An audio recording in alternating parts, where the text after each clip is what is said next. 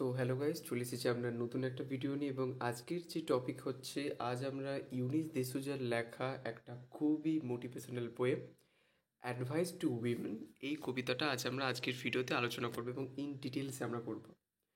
তো আজকের এই ভিডিওটা কিন্তু খুবই গুরুত্বপূর্ণ হতে চলেছে, তাই তোমরা ভিডিওটা কিন্তু শেষ পর্যন্ত অবশ্যই দেখো। এবং তোমাদের এক্সামের জন্য কি কি কোয়েশ্চেন আসবে সেগুলো আজ আমি এই ভিডিওতে আলোচনা করব। তো ভিডিও কিন্তু তোমরা শেষ পর্যন্ত অবশ্যই দেখতে থাকো।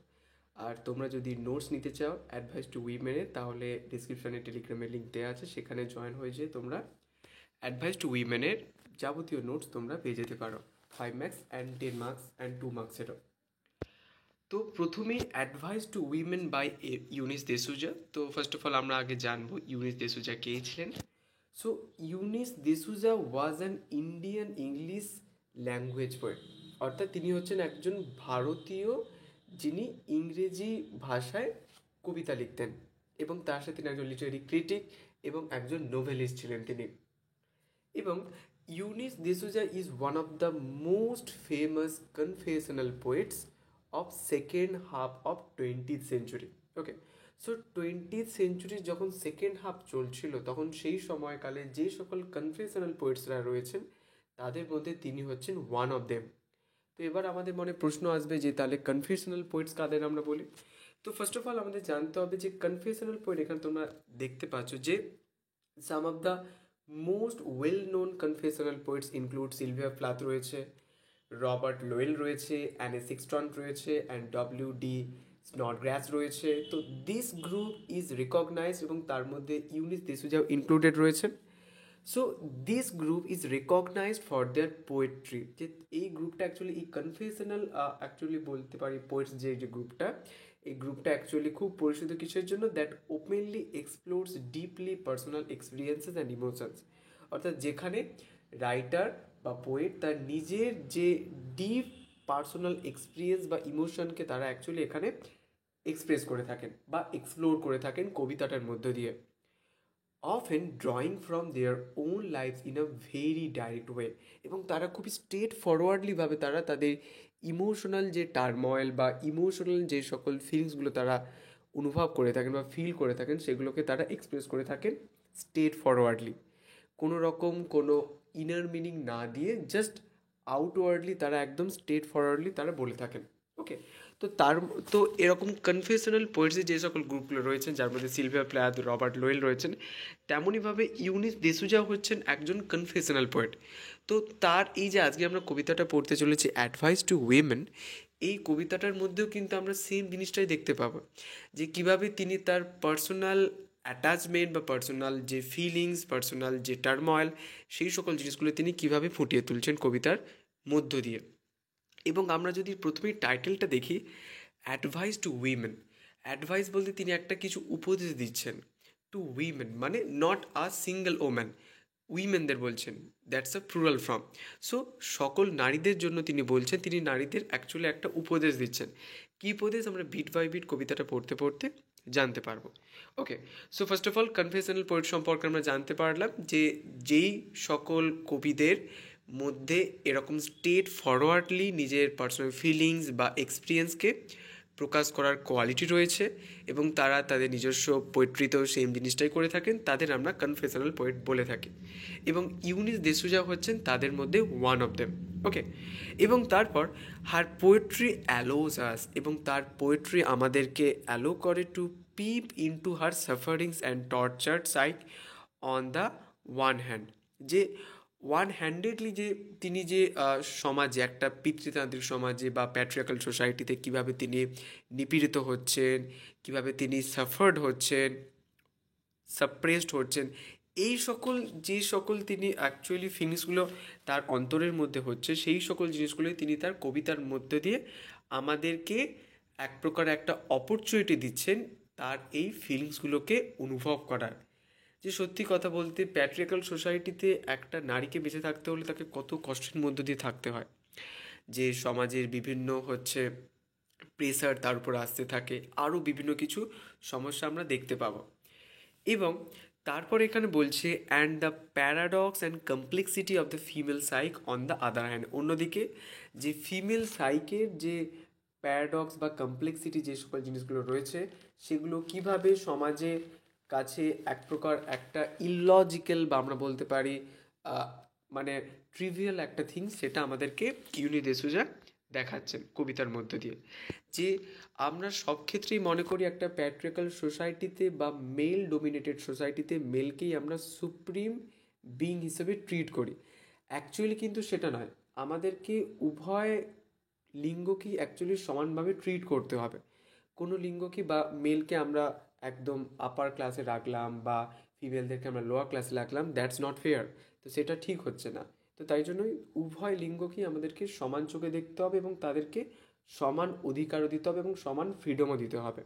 তো অ্যাকচুয়ালি এই সকল ফেমিনিজম আমরা আস্তে আস্তে যখন দ্য ইয়েলো ওয়ালপেপার এবং তারপর a vindication of the rights of women, তো এইগুলো যখন ম্যারি ওলসনক্রাফটে আমরা পড়বো তখন আমাদের ফেমিনিজম সম্পর্কে যে সকল কনসেপ্টগুলো থাকবে বা যেগুলো আমরা অ্যাকচুয়ালি বুঝতে পারবো সেগুলো আমরা সব আস্তে আস্তে ক্লিয়ার হবে।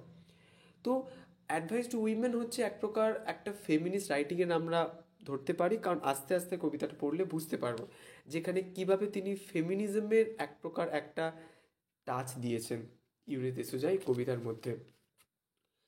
এবার যা যাক যে what is the feminist sensibility in Eunice de Souza, যেটা আমি প্রথমেই বললাম যে ইউনিস দেসুজার লাইফস্টাইলে বা আমরা তার রাইটিংয়ের মধ্যে যে ফেমিনিস্ট সেন্সিবিলিটিটা কীভাবে আমরা বুঝতে পারি বা সেটা কী রয়েছে।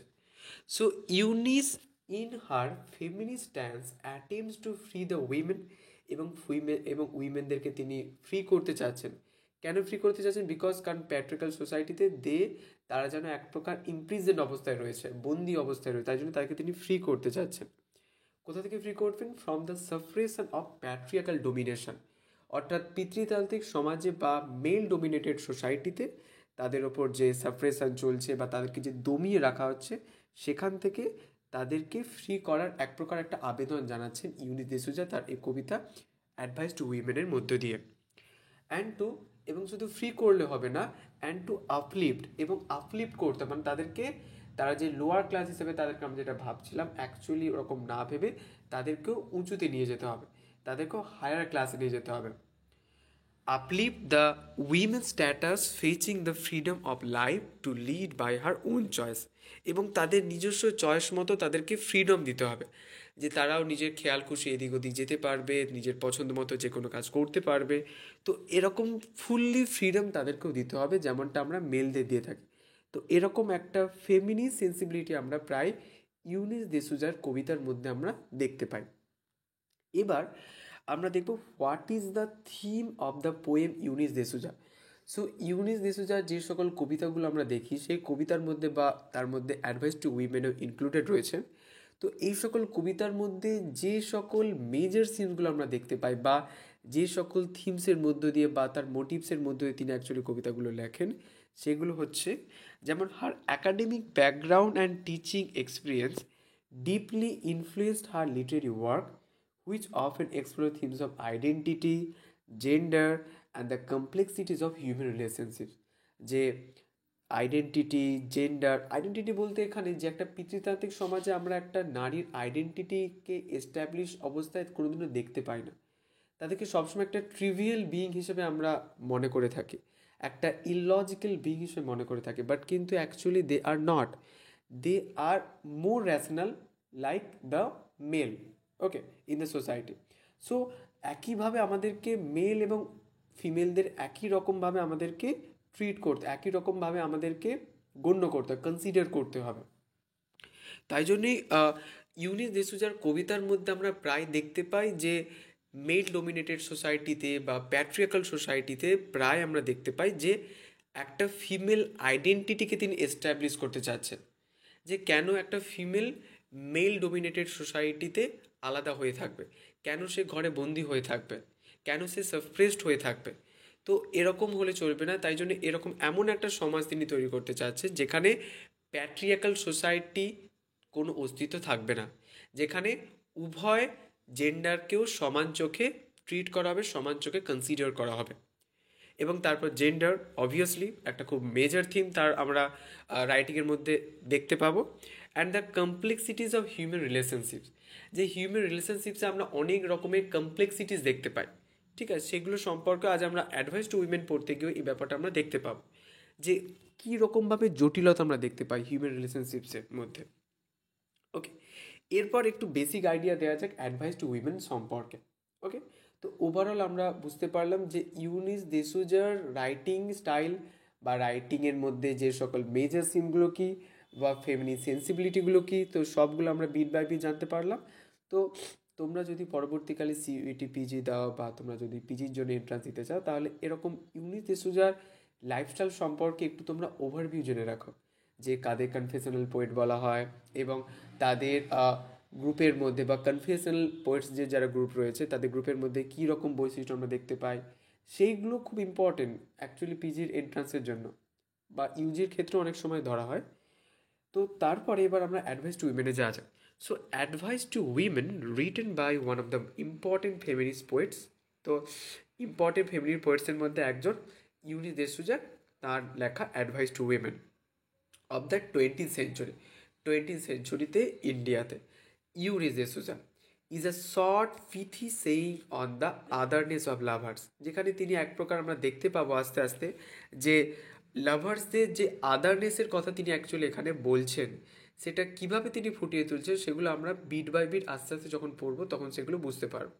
ওকে, this piece is written in the form of advice to women, যে বারবার আমি তোমাদের বলছি যে উইমেনদেরকে তিনি এক প্রকার একটা অ্যাডভাইস দিচ্ছেন through the poem.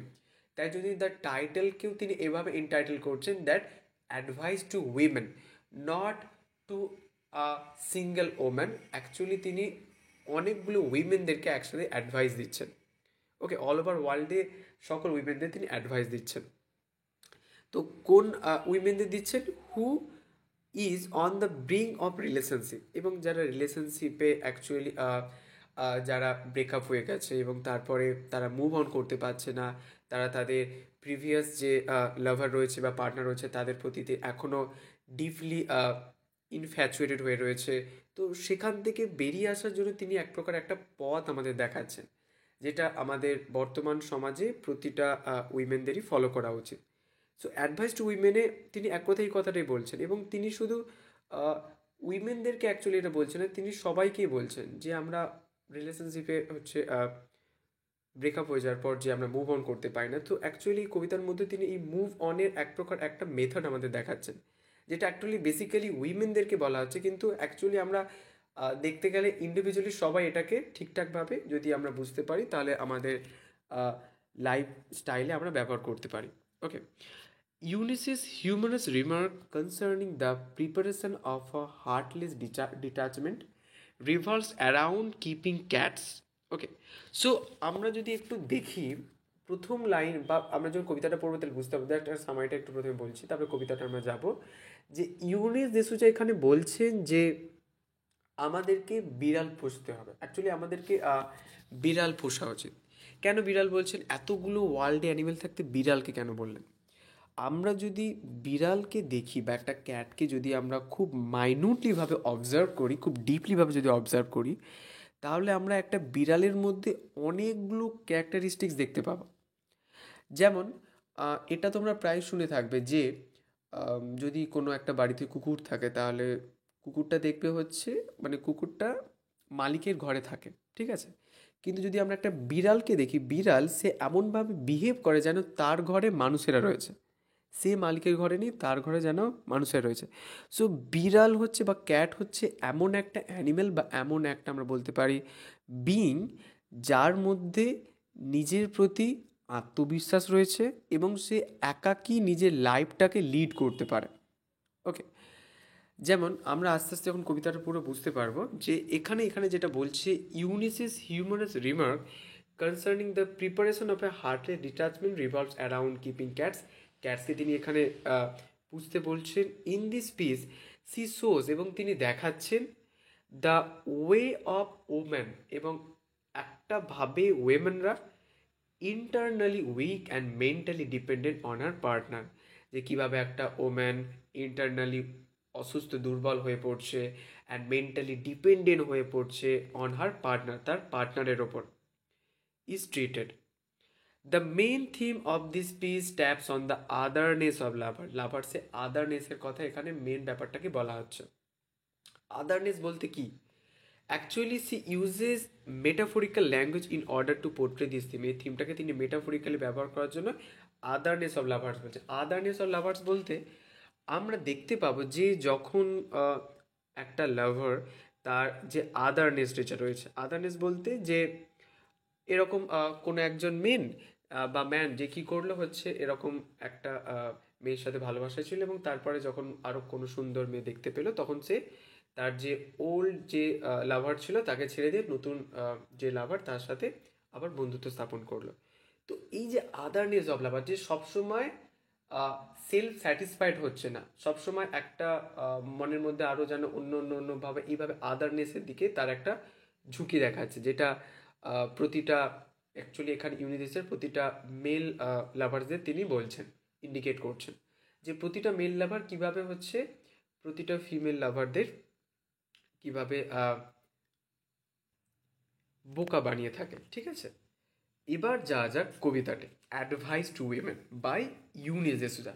So bit by bit আমরা কবিতাটা পড়বো। তো প্রথম লাইনে কবি বলছেন যে কিপ ক্যাটস, কিপ ক্যাট, যে তিনি একদম স্ট্রেট ফরওয়ার্ডলি, আমরা প্রথমেই যেটা পড়লাম যে কনফেশনাল পোয়েটসের গ্রুপদের মধ্যে যেটা প্রধান বৈশিষ্ট্য, যে সেখানে পোয়েটসরা স্ট্রেট ফরওয়ার্ডলিভাবে কথা বলছে এবং এখানেও সেম ইউনিস দেসুজা স্ট্রেট ফরওয়ার্ডলিভাবে তিনি অ্যাডভাইস দিচ্ছেন। কি বলছেন? Keep cats. ওকে, যে এই যে কিপ ক্যাটস, এখানে এই যে কের সাউন্ডটা, যে হার্স কের সাউন্ডটা কী করছে, এই যে লাইনটা রয়েছে কিপ ক্যাটস, এটাকে আরও বেশি জোর দিচ্ছে। ওকে, যে প্রতিটা রিডারদের তিনি বলছেন যে হচ্ছে তোমাদের বিড়াল রাখা উচিত বা বিড়াল পোষা উচিত। কেন? If you want to learn to cope with the otherness of lovers, অর্থাৎ কারণ একটা বিড়ালকে যদি আমরা দেখি যে একটা বিড়াল সাপোজ একটা কোনো মালিকের ঘরে গেছে এবং তাকে মালিক খুব ভালোবাসে, তো কিছুদিন পর তার মালিক চলে গেল, কিন্তু বিড়াল ওই মালিকের প্রতি এখনও সেম রকম ফিলিং তার মধ্যে, যখন মালিক চলে গেল তো আবার সেই মালিকের জন্য খুব কষ্ট বোধ করছে, এরকম ব্যাপারটা নয়। তো তাই জন্য তিনি বিড়ালের এই ক্যারেক্টারিস্টিক যে ফিচার, যে সবসময় সেলফ ইন্ডিপেন্ডেন্ট অবস্থায় থাকে, যে কারোর ওপর ডিপেন্ডেন্ট থাকে না, সো সেরকম ক্যারেক্টারিস্টিকের কথাই তিনি অ্যাকচুয়ালি প্রতিটা উইমেনদের শিখতে বলেছেন ফ্রম দ্য ক্যাটসের থেকে শিখতে বলেছে, যে একটা বিড়াল যেরকমভাবে নিজের প্রতি সেলফ ইন্ডিপেন্ডেন্ট থাকে তেমনভাবে তোমরাও থাকো। তাই জন্য এখানে বলছেন কিপ ক্যাটস, তোমরা বিড়াল পোষো। If you want to learn to cope with, এবং যদি তোমরা অ্যাকচুয়ালি শিখতে চাও with the otherness of lovers, এবং লাভার্সরা যে সবসময় তোমার প্রতি সেম ফিলিংস অ্যাকচুয়ালি তার মধ্যে থাকবে, অন্য কোনো ফিমেলদের প্রতি তোমার থেকে আরও ভালো ফিলিংস ক্রিয়েট হবে না, এরকম তো কোনো গ্যারেন্টি নেই। তাই জন্যই এরকম মেল লাভার্সদের যে আদারনেস, সেটার সাথে তুমি মানে তুমি যদি সেটার সাথে মানিয়ে নিতে না পারো তাহলে কী হবে, তোমার আরও বেশি দুঃখ হবে। তো ইউনিসেফ বলছেন যে এরকম দুঃখ প্রকাশ করে তো কিছু লাভ নেই, যে মেল মেম্বার্স বা মেল লাভার্স তাদের মধ্যে এরকম আদারনেস কোয়ালিটিটা আমরা প্রায় দেখতে পাই, যে সবসময় স্যাটিসফাইড না হয়ে আবার আরও অন্যান্য মেয়ের দিকে এদিক ওদিক হচ্ছে তাদের দৃষ্টি পড়ছে। তো এই জন্য বলছি যে কিপ ক্যাটস, তোমরা বিড়াল পুষো, if you want to learn to cope with the otherness of lovers, যে লাভার্সের আদার্সের সাথে তোমরা যদি ডিল করতে চাও তাহলে তোমাদেরকে বিড়াল পুষতে হবে। যেটা বিড়াল পুষতে হবে কেন? বিড়ালের সেলফ ইন্ডিপেন্ডেন্ট ক্যারেক্টারিস্টিক কোয়ালিটিটা শেখার জন্য। That's a very important thing to inhabit such behaviour. Okay, so এইভাবে ইউনি দেসুজা বলছেন যে কিভাবে হচ্ছে ব্রেকআপ হয়ে যাওয়ার পরও একটা উইমেন নিজের প্রতি সেলফ ইন্ডিপেন্ডেন্ট থাকবে, কোনোরকম কোনো দুঃখ প্রকাশ না করে। ওকে, তারপরে এখানে কবি বলছেন otherness is not always neglect, cats return to their litter trays when they need to. Okay, so actually এখানে তিনি এক প্রকার একটা বলতে পারি আমরা সেক্সুয়াল আউটলুক বা সেক্সুয়াল এক প্রকার একটা পোর্ট্রে তিনি এখানে ফুটিয়ে তুলছেন। কি ব্যাপারটা, যে বিড়াল যখন খিদে পায় তখন সে তার লিটল ট্রেজে যায়, তেমনইভাবে তোমার মেল পার্টনার যখন তোমার প্রতি খুব ডিপলি ইনফ্যাচুয়েটেড হয়ে যাবে তখন তুমিও তার কাছে দৌড়ে চলে যাবে। তো এটাকে নেগলেক্ট তুমি করতে পারবে না, কারণ স্বাভাবিকভাবে বিড়ালও যেমন হচ্ছে খিদে পেলে মালিকের কাছে যায় তেমন তুমিও যাচ্ছ, কিন্তু ব্যাপারটা হচ্ছে তোমাকে চেষ্টা করতে হবে যেটা, যে কারোর ওপর ডিপলিভাবে বিলিভ করা চলবে না, তোমাকে নিজের প্রতি সেলফ ইন্ডিপেন্ডেন্ট হতে হবে এবং নিজের প্রতি ভরসা রাখতে হবে এবং রাইট একটা চয়েস করতে হবে তোমাকে, ঠিক আছে? তো এরকমভাবে কোনো মেল মেম্বার তোমাকে যদি করে যে সেক্সুয়াল হাঙ্গার এই দৃষ্টি যদি দেখে, তাহলে কিন্তু তুমি তার প্রতি দৌড়ে চলে যাবে না, ঠিক আছে? সেটাকে ট্রাই টু নেগলেক্ট, সেটাকে নেগলেক্ট করার চেষ্টা করবে। তাও এখানে কবি বলছেন যে otherness is not always neglect, যে সবসময় নেগলেক্ট করা যায় না।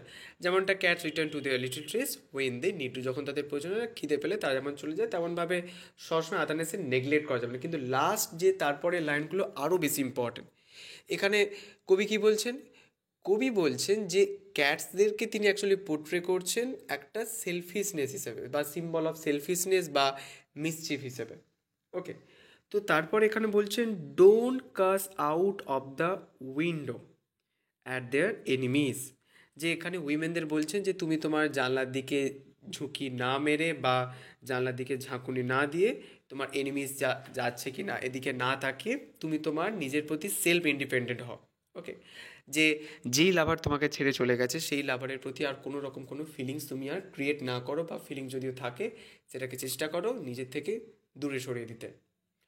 The stare of perpetual surprise in those great green eyes, that's a very important thing, will teach you to die alone. তো এখান থেকে তোমাদের প্রায় কোশ্চেন আসে যে এই যে গ্রেট গ্রিন আইজ বলতে এখানে কি বলা হচ্ছে, বা এখানে তিনি এটা দ্বারা কি সিম্বলাইজ করছেন। তো এটা খুব ইম্পর্টেন্ট একটা কোয়েশ্চেন, যে the stair of perpetual surprise মানে চির বিস্ময়ের সেই স্মৃতি, ইন দোজ গ্রেট গ্রিন আইস, এবং তোমার লাভারের যে চোখে, সবুজ চোখে যেরকম তুমি দেখতে পাবে যে আজ এখন তোমার সাথে আছে, কিছুদিন পাবা আর অন্য কোনো মেয়ের সাথে থাকবে, তো এরকম একটা সবসময় তুমি বিস্ময় বা সারপ্রাইজ হয়ে যাবে, তার চোখে তুমি এটা দেখতে পাবে। এবং যেটা তোমাকে শেখাবে টু ডাই অ্যালোন, যেটা তোমাকে একা মরতে শেখাবে, যে তোমাকে সেলফ ইন্ডিপেন্ডেন্ট হতে হবে, যে কারো ওপর তুমি ডিপেন্ড করবে না, যে চলে গেছে চলে গেছে, তো তার উপর আর কোনো ভেবে লাভ নেই, তো তোমাকে সেলফ ইন্ডিপেন্ডেন্ট হতে হবে। এটাই অ্যাকচুয়ালি অ্যাডভাইস টু উইমেন এই কবিতার মধ্য দিয়ে ইউনি দেসুজা ক্যাটসকে পোষার মধ্য দিয়ে তিনি দেখাচ্ছেন। ক্যাটসের যেমন সেলফ ইন্ডিপেন্ডেন্ট কোয়ালিটিটা রয়েছে, তেমন তোমারও রয়েছে। তো সেম কোয়ালিটিও তোমাকে ইনহেরিট করতে হবে, বা সেম কোয়ালিটিও তোমাকে অ্যাকচুয়ালি শিখতে হবে। ওকে,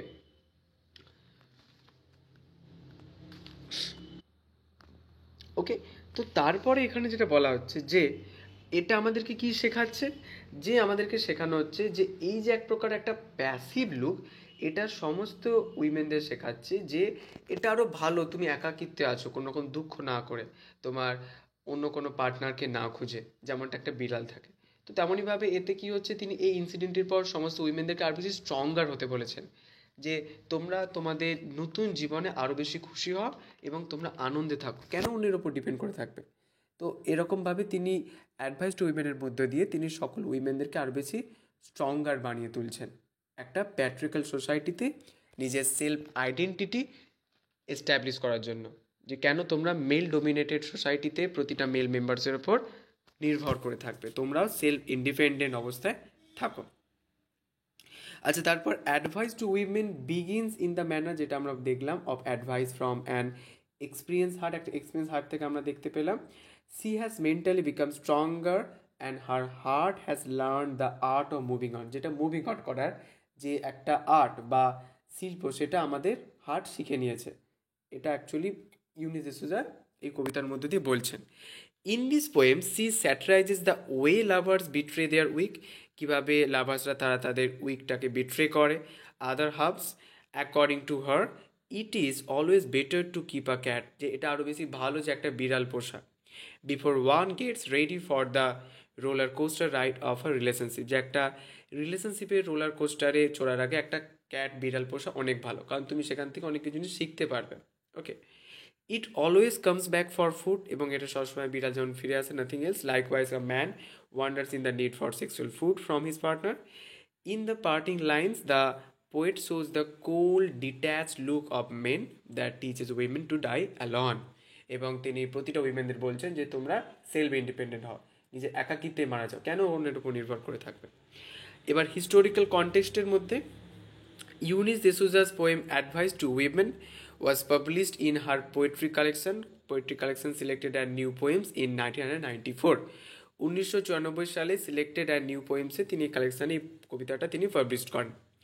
আ Goan poet, critic and novelist, de Souza is well known for women in Dutch painting 1988। 1988 সালে ডাচ পেন্টিংয়ে অ্যাকচুয়ালি তার উইমেনদের নিয়ে বিভিন্ন তিনি খুব তার জন্য বিখ্যাত ছিলেন। Ways of belonging 1990, this my words 2012 and Learn from the Almond Leaf 2016. In her poems she reflects her strict feminist stance, যেটা আমরা বললাম ফেমিনিস্ট অর্থাৎ সেন্সিবিলিটির কথা আমরা দেখতে পেলাম, while dealing with the issue of women, এবং উইমেনদের ইস্যুর সাথে কীভাবে তিনি ডিল করছেন, কীভাবে সমস্ত উইমেনদের তিনি শেখাচ্ছেন কীভাবে লাইফটাকে সুন্দর করে তৈরি করতে হয়। In this poem, Advice to Women, she straightforward in her response to the emotional instability, যে ইমোশনাল ইনস্টেবিলিটিতে কীভাবে রেসপন্স করতে হয়, কিংবা স্ট্রেট ফরওয়ার্ডলিভাবে অ্যান্ড উইকনেস অফ উইমেন, এবং উইমেনদের উইকনেসটা কীভাবে আস্তে আস্তে কমাতে হয়, কেন উইকনেস থাকবে এরকম ব্যাপারটা তিনি শেখাচ্ছেন। Her advice does not reflect a sense of consolation for the heart broken women, এবং উইমেনদের জন্য তিনি এক প্রকার একটা সান্ত্বনা দিচ্ছেন, তিনি শেখাচ্ছেন যে তোমরা শেখো, কেন সবসময় সেম জিনিস সাইক্লিক্যাল প্রসেসে চলবে, শেখো তোমরা অতীত থেকে, ফার্স্ট থেকে। Her direct advice to with them is to be ready to die alone as there no magical potion to cure the otherness of main.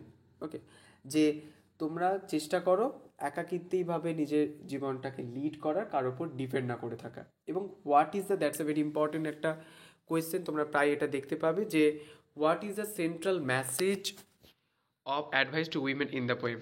So এখানে অর হয়ে গেছে, এটা অফ হবে।